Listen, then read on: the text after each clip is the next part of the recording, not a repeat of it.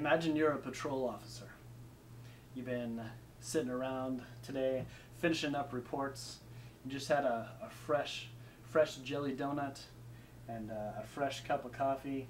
It's been a pretty routine day so far. Domestic verbal, nothing too crazy. Couple kids getting high that you took to jail. Other than that, pretty routine. Until you're listening to the radio and you hear a call of shots fired, shots fired. You think to yourself, oh shit. You put your lights and sirens on. You get in game mode. You're taking in all the information that you need about the suspect, the location, and about what's going on. You know the suspect has a gun. He has a handgun. He's shooting rounds into the crowd. So you get to you're on your way to the scene. You're processing all the information. You think about your location, where you're going to set up, how you're going to get there, stuff like that. You get on scene.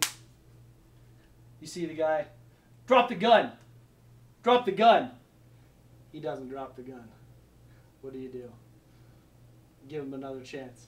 Drop the gun. Drop the gun. Only this time, he points it at you. Bang! Bang! He's dead. I'm Michael Erickson. Welcome to my informative speech on the use of force.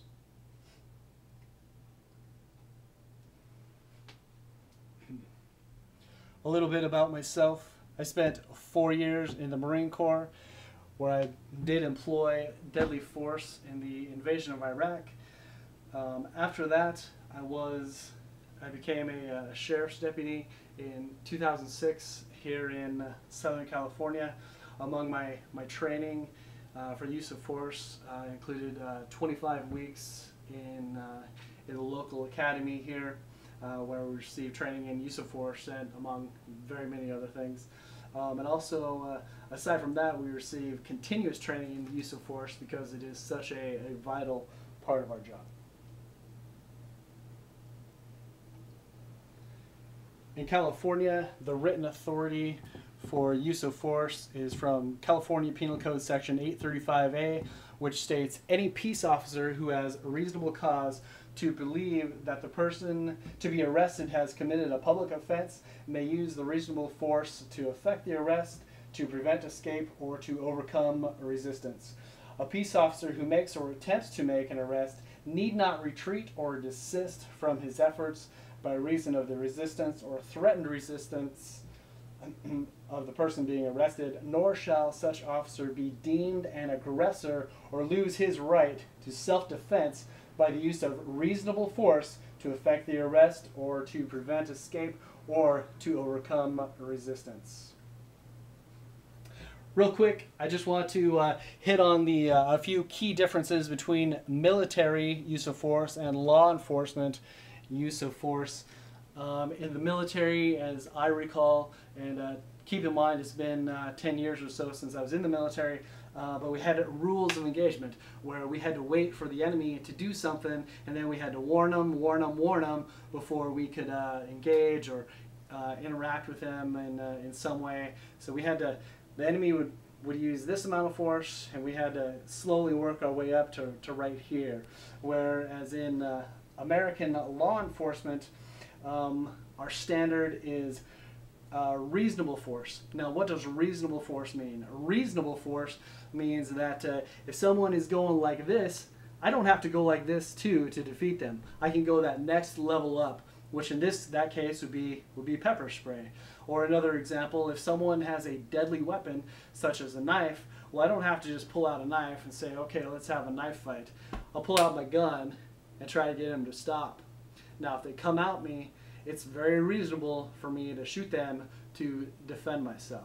So those are just a few of the key differences between the reactive rules of engagement that the military employs versus the proactive standards that American law enforcement employs.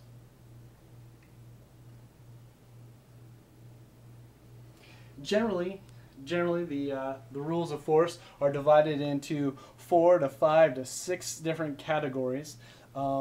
It's important to note that every agency in the country maintains a written use of force policy for liability and to guide their officers. A very typical example is level 1 is officer presence. Just the officer being there is a type of force, and also verbal commands.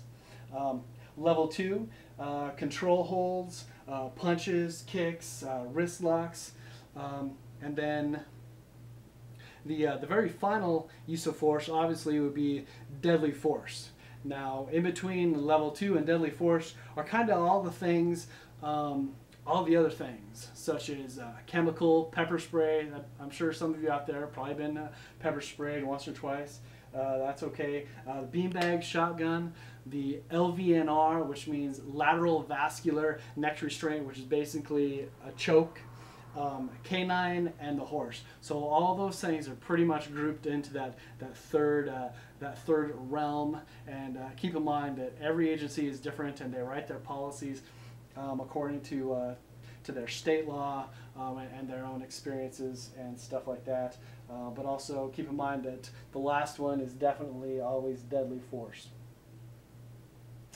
A couple key things to remember about the use of force that the public and the media generally don't ever consider are the totality of the circumstances. Now, what does that mean? The totality of the circumstances mean that you have to consider all the information surrounding the situation. You know, the weapons used, weapons not used, location, light, time of day, weather, people around you, people behind yourself, your own physical capabilities versus the suspect capabilities. Now, real quick, I have on my slide that officers must consider and disseminate all information regarding the situation, which is pretty much what that means. And now, also something to keep in mind, situations can escalate very rapidly or de-escalate very rapidly. And along with that, serious situations can also be very fluid, which means as they escalate or de-escalate, all those circumstances that an officer has to consider change, and the officer has to adapt to all those different circumstances. So just remember, next time you're watching the news about something that happened, maybe an officer had to shoot someone, and the media doesn't tell you all the info about what happened prior to all that. Think about what that officer went through prior to having to take the life, because he or she probably didn't want to have to take their life. They didn't want to, but every once in a while, in the course of their duties, a peace officer has to take another life.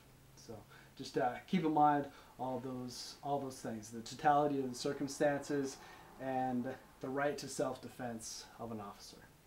Thank you very much.